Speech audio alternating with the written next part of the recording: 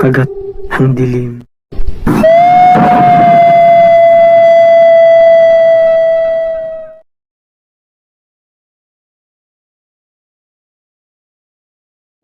Ako si Jessa. Akala ko simpleng biyahe lang pauwi eh. Pero may mga gabing kahit kaano kakahanda. Hindi mo alam kung anong uri ng dilim ang sasalubong sa'yo. Gabi na noon, galing ako sa bahay ng kaibigan ko. Sumakay ako ng jeep, gaya ng nakasanayan. Ako lang ang pasahero. Tahimik ang biyahe. Tahimik ang paligid. Pero napansin kong panay ang tingin ni Manong sa rearview mirror. Akala ko, baka iniisip ng hindi pa ako nagbabayad. Kaya inabot ko na ang bayad. Manong, bayad nga po. Sa bandang palengke lang po. Tumango lang siya. Wala siyang ibang sinabi. Lumipas ang ilang minuto. Napansin kong lumilis kami sa pamilyar na ruta. Hindi ito ang dinadaanan naming pauwi. Teka, Manong. Parang hindi po dito ang daan. Napatingin siya sa rearview mirror. Ngumiti ng titid. Traffic kasi sa unahan, Iha. Kaya shortcut tayo. Muli siyang tumahimik. Pero habang papalayo kami, wala akong nakikitang ibang sasakyan. Walang kasalubong, walang kasunod. Tahimik ang kalsada. Parang patay ang buong daan. Kinabahan ako. Hawak ko ang cellphone ko, pero pinilit kong huwag magpahalata. Maya-maya pa, bumalik kami sa tamang daan. Kaya nawala na ang kaba ko. At natarating na kami sa palengke. Bababa na sana ako ng jeep, pero hindi ko mapigilan ang tanong. Manong, kala ko po ba traffic yung daan? Wala naman ako nakitang mga sasakyan. Pasensya ka na, Iha. Kanina kasi, habang tumitingin ako sa rearview mirror, nakita ko wala kang ulo. Masamang pangitain daw yun. Kaya iniba ko ang daan para maiiwasan natin ang kapahamakan mo. Pero yung nakita ko may ulo ka na ulit, bumalik na ako sa tamang ruta. Hindi ako nakaimik. Bumaba na lang ako ng jeep. Salamat po. Tinawag pa niya ako bago umalis. Iha, mag-iingat ka lagi. Habang naglalakad ako pa uwi, hindi ko maiwasang mag-isip. Totoo kaya ang sinabi niya? O baka weird yan talaga si Manong. Kinabukasan, nanonood kami ni Lola ng TV. Isang jeep ang bumangga sa poste. Patay ang driver. Nakita ang larawan. Napasigaw ako. Si Manong! Bakit ka ba sumisigaw? Kilala mo ba yan? Lola, siya ang driver ng jeep na sinakyan ko kagabi. Ikinwento ko ang lahat kay Lola. Ang paglingon niya sa rearview mirror. Ang sinabi ng wala akong ulo. Ang pag-iiba ng gaan. At ang pagbalik namin sa tamang ruta. Nang makita niyang may ulo na ako ulit. Iha, mag-iingat ka lagi.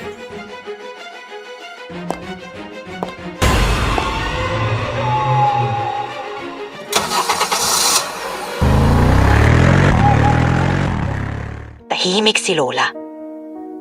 Tapos, marahan siyang nagsalita. Napakabuti ng taong yun, Apo. Sinalo niya ang sumpa kapalit ng buhay niya. Pero sana, umuwi siya bago mag-isang oras matapos kanya iligtas. Ang kasabihan sa amin noon, kapag iniligtas mo ang isang tao sa pagkamatay, sa'yo mapupunta ang sumpa. Kung alam lang niya yun, baka siya'y nabuhay pa. Hindi ko alam kung maniniwala ako. Pero kung totoo nga, may taong nasawi para mailigtas ako. Tumingin sa akin si Lola. Maghanda ka. Bukas, makikiramay tayo.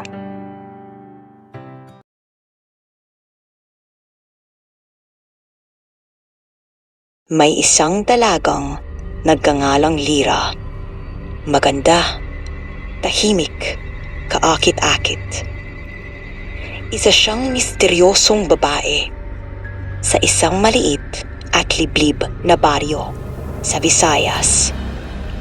Kahit napakaraming humahanga sa kanya, bihira siyang makitang nakikipag-usap sa ibang tao. Maraming tsismis ang umiikot. Sinasabing galing daw siya sa lahing aswang. Pero walang makakapagpatunay. Kaya ang mga tao natutong umiwas sa kanila, lalo na sa gabi. Tahimik lang ang pamilya nila at walang ginagawang masama sa iba. Isang araw, tumating sa baryo si Daryl. Isang binatang tagalungsod na gustong mamuhay ng simple. Doon niya unang nakita si Lyra. At mula sa unang pagkikita, nabighani na siya sa ganda nito. Hindi nagtagal, niligawan niya si Lyra at laking gulat ng lahat. Tinanggap siya ng dalaga. Pero hindi natuwa ang mga magulang ni Lyra. Pinapalayas nila si Daryl. Paulit-ulit siyang tinatakot. Layuan mo ang anak namin. Umayos ka bago pa mahuli ang lahat. Pero hindi nagpadait si Daryl. Mas minahal pa niya si Lyra. Hanggang sa dumating ang isang gabi, tumakas ang dalawa.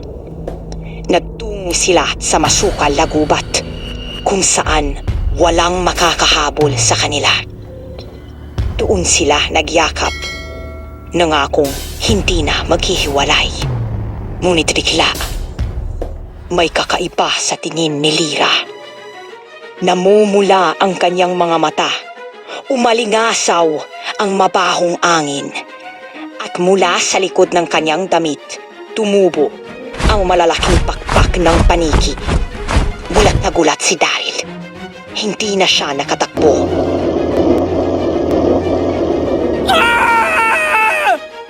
Nang maagpuan siya ng mga magulang ni Lyra, huli na ang lahat. Si Daryl, duguan, wala ng buhay. Sa harap nila, ang sariling anak, nanginginig, nakaluhod sa tabi ng kanyang biktima. Lumuluha ang mga magulang. Ayaw naming mangyari ulit ito, sabi ng ama. Sinubukan naming ilayo siya sa'yo. Hindi dahil galit kami, kundi dahil alam naming hindi pa siya handang pigilan ang kanyang pagkautom. Ang kwentong ito ay isa lamang paalala na hindi lahat ng ipinaglalaban ay para sa atin, at hindi lahat ng ganda ay ligtas lapitan. Kagat ang dilim.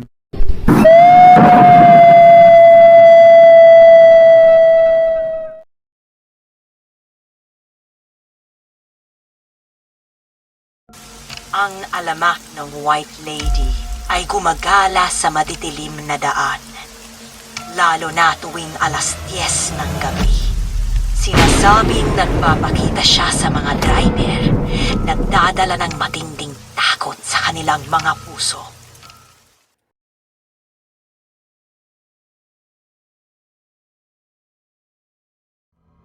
Si Ryan, isang driver pauwi galing trabaho isang gabi, nagmamaneho sa isang liblib na daan eksaktong 10:00 ng gabi. Bigla niyang nakita ang isang babae. Nakatayo sa gilid ng kalsada. Nakasuot ng puti. Maputla ang mukha, walang emosyon.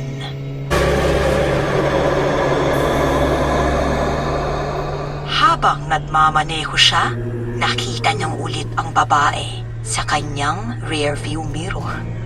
Nakitingin sa kanya, malamig. Walang buhay ang mga mata. Lalong lumalim ang takot ni Ryan. Pilabilis niya ang takbo ng sasakyan, pilit tinatakasan ang aparisyon. Pero ang White Lady, lumitaw sa bawat liko, sa bawat puno, sa bawat bahay. Ang takot ni Ryan ay nauwi sa matinding kaba, hanggang sa nawalan siya ng kontrol sa kanyang sasakyan. Biglang lumitaw ang White Lady sa harap ng sasakyan. Pumreno si Ryan. Huminto ang sasakyan sa isang malakas na daos-dos.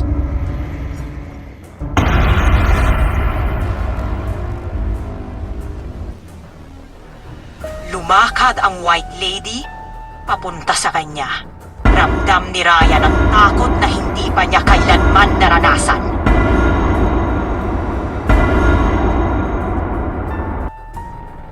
Tinitigan niya ang babae at nakita ang mga mata nito. Malami, patay. Bigla siyang nawala. Huminga ng malalim si Ryan. Akala niya tapos na. Pero ang presensya ng White Lady, hindi pa tapos. Habang nagmamaneho siya, napansin niyang naligaw siya. Nasa isang lugar na hindi pamilyar at lumitaw muli ang White Lady. Ngunit ngayon, hindi na siya isang karaniwang multo. Naglalagablab ang kanyang mga mata sa galit at puot. Hindi makagalaw si Ryan. Hindi makapagsalita. Nagsalita ang White Lady. Isang tinig na nagpadala ng kilabot sa katawan ni Ryan. Hindi ka dapat nagmamaneho sa gabi. Hindi ka dapat mag-isa sa kalsada. At sa huling sandali, nagbago ang mukha ng White Lady. Biglang nagdilim ang lahat. Kinabukasan, natagpuan ang sasakyan ni Ryan. Wasak, abandonado. Ngunit si Ryan, hindi na muling nakita. Sabi nila, kapag nagmaneho ka sa parehong kalsada, tuwing 10:00 ng gabi, siya na ang nakitingin sa'yo sa salamin. Kagat ang dilim.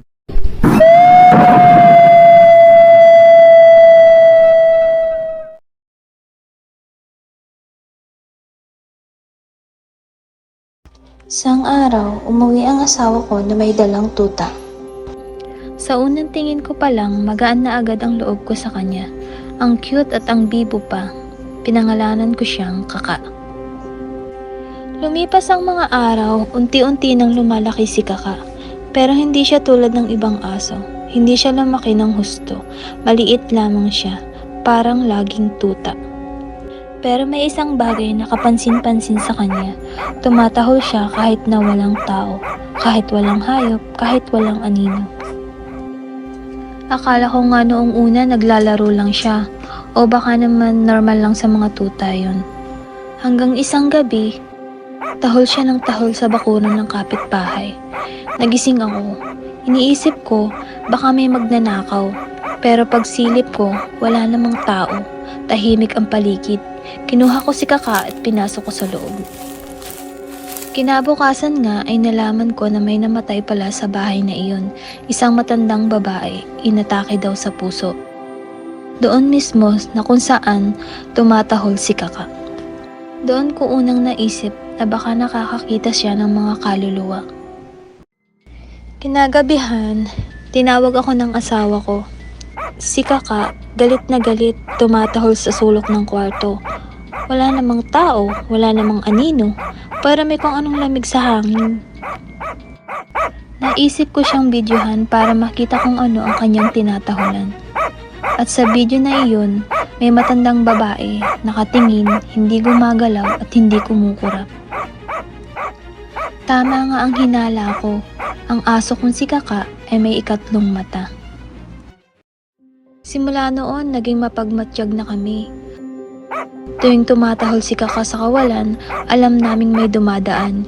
Hindi sa daan ng mga buhay, kundi sa landas ng mga nilalang na hindi natin nakikita. Isang gabi habang umuulan, tumahol si Kaka sa pintuan. Pagbukas ko, may batang babae, basang-basa, nanginginig. Hindi siya nagsasalita. Pinatuloy namin siya, binigyan ng kumot. Pero nang tanungin ko ang barangay kinabukasan, walang batang nawawala. Wala ring batang ganyan sa lugar. Pagbalik ko nga sa bahay, wala na ang bata. Pero si Kaka tahimik lang, nakatingin sa bintana parang bantay, parang tagapamagitan. Simula noon, tinanggap na namin na si Kaka ay hindi ordinaryong aso. Isa siyang bantay ng kaluluwa, tagapagsabi kung saan may dumadaan, tagapagtanggol kung may nanganganib, at tagapagligtas kung may naliligaw. Simula noon, naging mapagmatyag na kami. Tuwing tumatahol si Kaka sa kawalan, alam naming may dumadaan. Hindi sa daan ng mga buhay, kundi sa landas ng mga nilalang na hindi natin nakikita. At sa bawat tahol niya, alam naming may kwento, may kaluluwa, may paalala na si Kaka ay may third eye.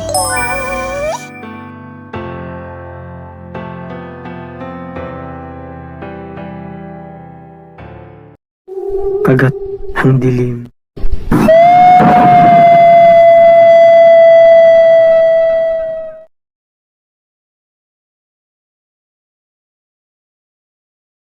Ako si Miguel. Katatapos lang ng klase namin. Bakasyon na. Ang best friend kong si Michael uuwi sa probinsya ng lola niya para bumisita. Dahil sa sobrang boring sa amin at wala rin akong ginagawa, naisipan kong sumama sa kanya. Pagdating namin sa probinsya, sinalubong kami agad ng lola ni Michael. Napakabait niya at pinakain kami ng masarap na karni ng baka. Pagkatapos kumain, niyaya ko si Michael na ipasyal ako sa lugar nila. Ang ganda, maraming puno, palayan at sariwang hangin. Bihira akong makita to sa personal, kaya gustong gusto ko. Pero bago kami lumabas, pinalaan kami ng lola niya. Huwag kayong lalayo at huwag na huwag kayong magpapagabi. Marami rito ang mga engkanto. Napatawa lang ako sa isip ko. Hindi ako naniniwala sa ganun. May pahabol pa si lola. Bago mag alas 8 ng gabi, dapat nasa bahay na kayo. Dahil unang linggo ngayon ng buwan, may parada ang mga day. Hindi niya natapos ang sinabi. Para bang may gusto siyang sabihin, pero pinigilan ang sarili. Naglakad-lakad kami ni Michael. Nang mapagod na kami, niyaya na niya akong umuwi. 7:30 na kami nakarating sa bahay. Pinakain ulit kami agad ni Lola. Pero may kakaiba. Para siyang nagmamadali. Para bang natataranta. Pagkatapos namin kumain, pinatulog na agad kami. Pagkahiga namin, nagtanong ako kay Michael. Michael, bakit parang balisa si Lola mo? Ganyan lang talaga yun. Matanda na kasi. Sagot niya, biglang pumasok si Lola sa kwarto. Huwag kayong mag-iinay, matulog na kayo. Kung mag-CCR kayo, gawin nyo na ngayon. Dahil mamaya, bawal na. Patayin nyo na rin ang lampara. Kahit anong mangyari, huwag kayong babangon. At huwag na huwag magbubukas ng bintana. Naiintindihan nyo ba ako? Tumango lang kami. Makalipas ang ilang oras, nagising ako. Naiihi ako. Ginigising ko si Michael ayaw magising. Kaya dahan-dahan akong pumangon. Tahimik ang paligid. Mukhang tulog si Lola. Dumiretso ako sa CR. Paglabas ko, papabalik na sana ako sa kwarto nang bigla akong makarinig ng mga tinig. Mga babae na kumakanta. Ang ganda ng boses nila, parang humihila sa akin. Hinanap ko kung saan galing. Pinuksan ko ang bintana. Nanlamig ang katawan ko sa nakita. Mga babae, naglalakad ng pila-pila. Ang kaganda nila. Ang suot nila bilang mga damit na pangdiyosa. At habang lumalakad, umaawit sila. Parang isang parada ng mga diwata. Lalabas na sana ako para makita pa sila ng... Di ba sabi ko kayo? Huwag kang babangon kahit anong mangyari. Biglang lumitaw si Lola. Galit siya. Pasensya na po, Lola. Naiihi lang po ako. Tapos may nakita po ako mga babae. Wala kang nakita. Huwag mo silang babanggitin. Tumitig siya sa akin. Seryoso ang mukha. Nakita ka ba nila? Hindi po. Sagot ko. Medyo nanginginig. Sige, bumalik ka na sa kwarto. Huwag ka nang babangon. Huwag. Habang nakahiga, hindi ako makatulog. Sino ba sila? Bakit takot si Lola sa kanila? At paano kung nakita nila ako? Ano kaya ang mangyayari sa akin? Kagat ang dilim.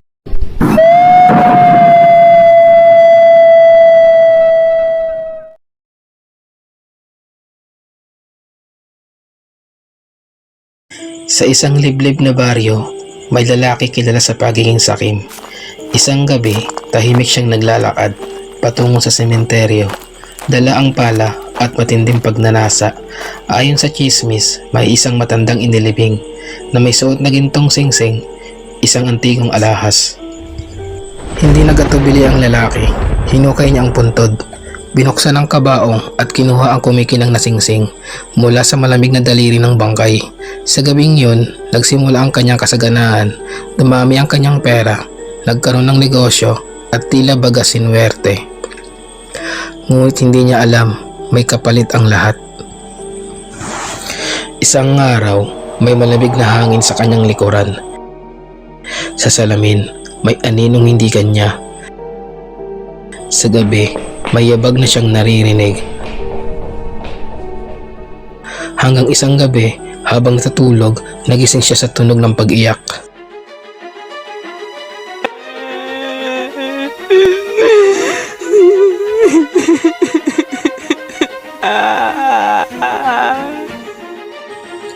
Sa paanan ng kanyang kama, nakatayo ang isang matandang multo.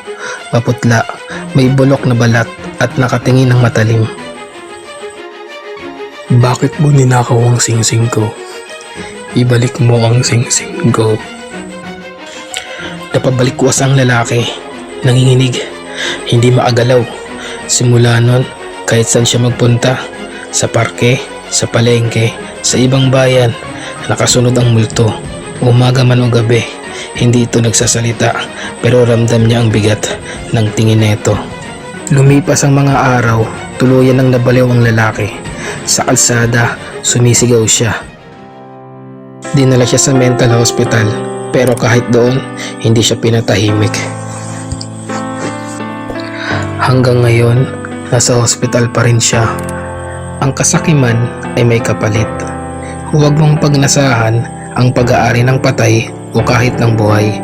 Ang kayamanang galing sa kasalanan ay laging may kabayaran.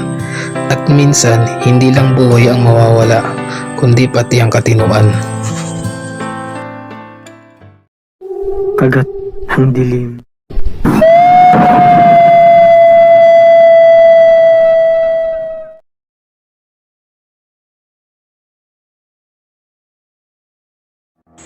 Araw ng patay. Ako si Miguel at siya ang pinsan ko si Jake. November 1 na naman.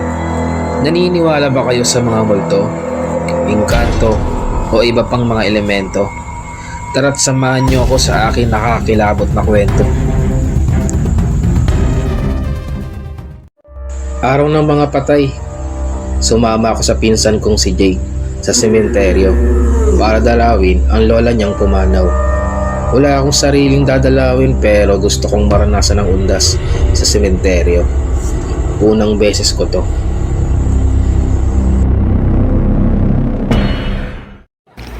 Pagdating namin, sobrang dami ang tao. Kandila sa bawat sulok, ang tanging liwanag sa dilim. Sa halip na takot, kakaibang damdamin ang bumalot sa akin.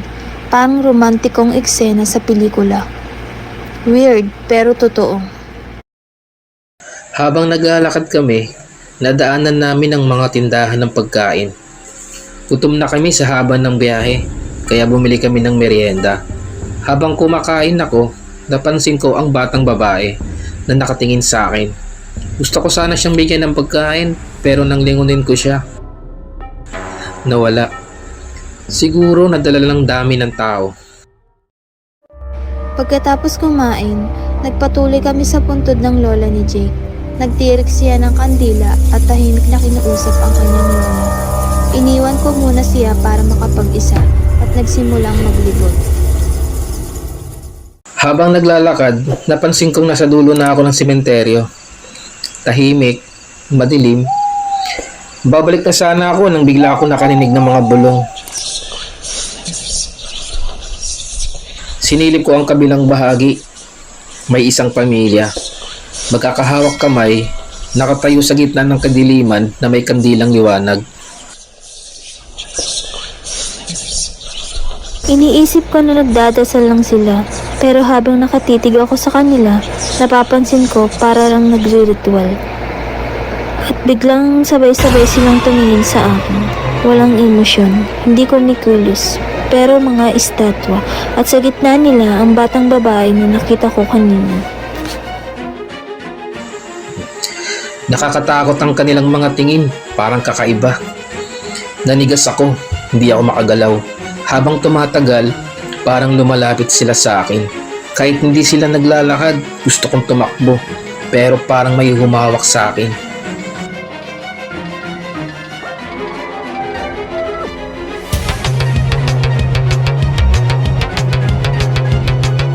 Isang mainit na tapik sa balikat. Si Jake. Hoy Miguel, nakita din kita. Anong ginagawa mo dito? Kanina pa kita hinahanap ah. Buti dumating ka. Sila kasi. Sinong sila? Teka, ba't nawala?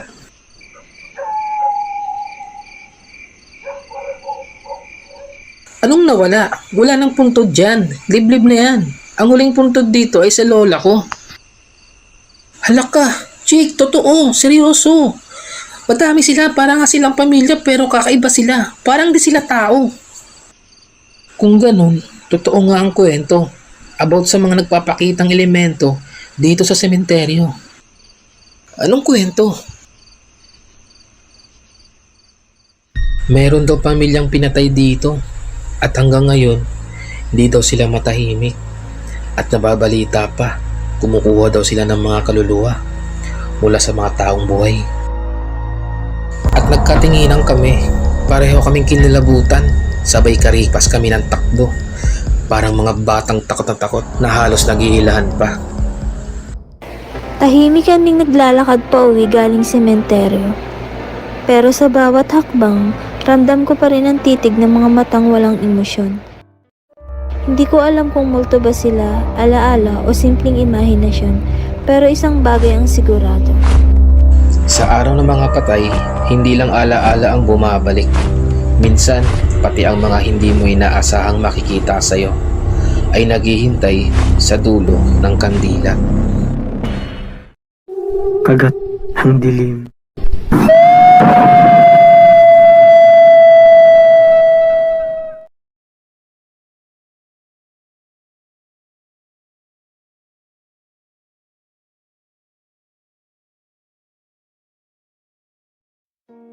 My name is Aya. One evening, while playing in the tall grass, I found a doll. Dirty, worn out, but still beautiful. Why are you out here? All alone? Poor thing. Did someone abandon you? Don't worry, from now on, you're mine.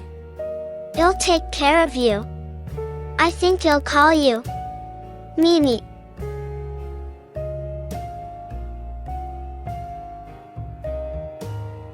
I took Mimi home to clean her up and give her a warm bath like a real child.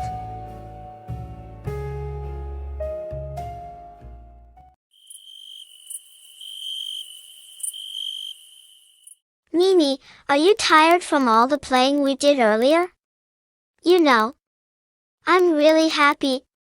I finally have someone to sleep next to. I'm not alone in my room anymore. Good night, Mimi.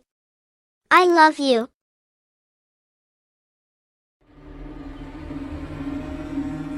Mimi became my best friend. I brought her everywhere. But at night, I noticed something strange. She changed positions, even though I hadn't moved her. Mimi, where are you? Wait, why are you over there? I swear. You were right next to me when I fell asleep. Mimi? Are you moving?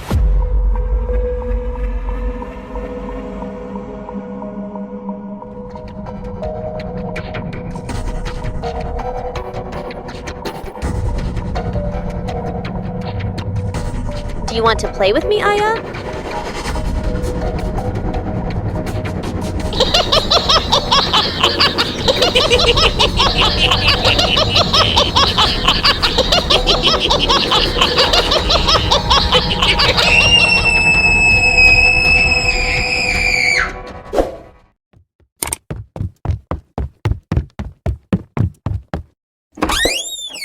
Aya, what happened?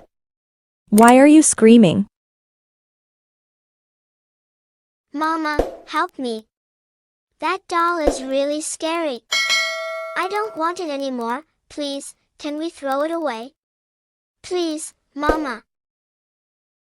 Okay, Aya. Well, throw it away now, I promise. Just don't cry anymore. Please.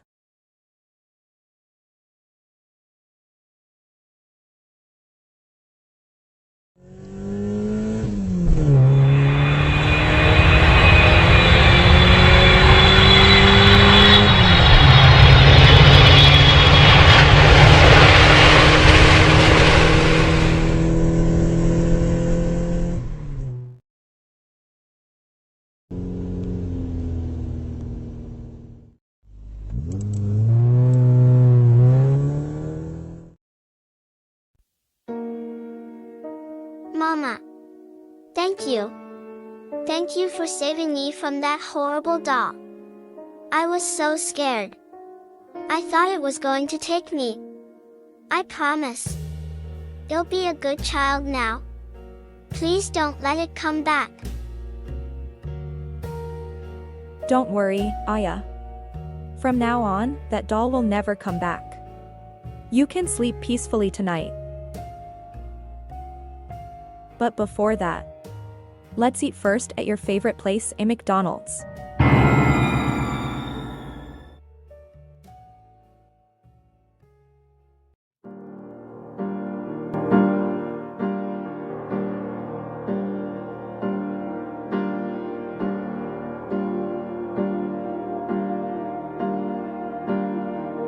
Mama, please don't leave me.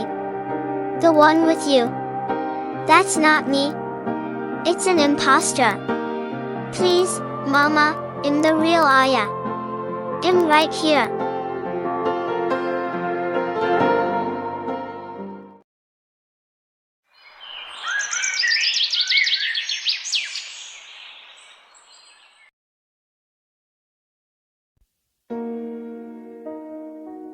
Oh. A doll? Ah, you poor thing. Why did they leave you all alone? Don't worry. From now on, you're mine. Forever.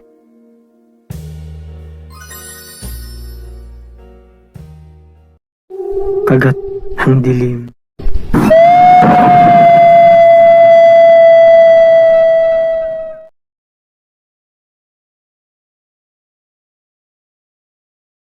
My name is Nell. I travel from town to town selling herbal medicine.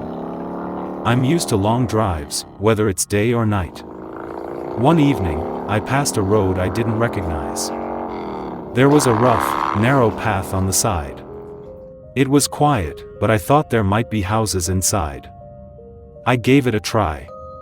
Maybe I could sell something. But when I entered, there were no houses. Just trees. Tall. Thick. Untouched, like no one had ever walked there. In the middle of the forest, I saw a man. Muscular. Wearing white. With a mustache. He was just standing there. I approached him. Good afternoon, sir. Do people live here? Yes. But he never looked at me. His eyes stayed still. Focused straight ahead.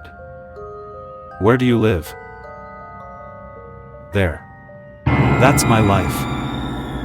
Then he pointed towards something. But when I looked, I saw nothing but trees. I felt a chill, like the sun suddenly disappeared. I said goodbye and turned to leave.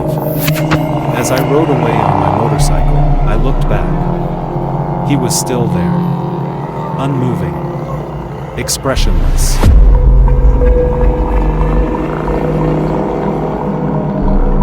Then I saw it. In the direction he pointed, a giant tree, old and twisted.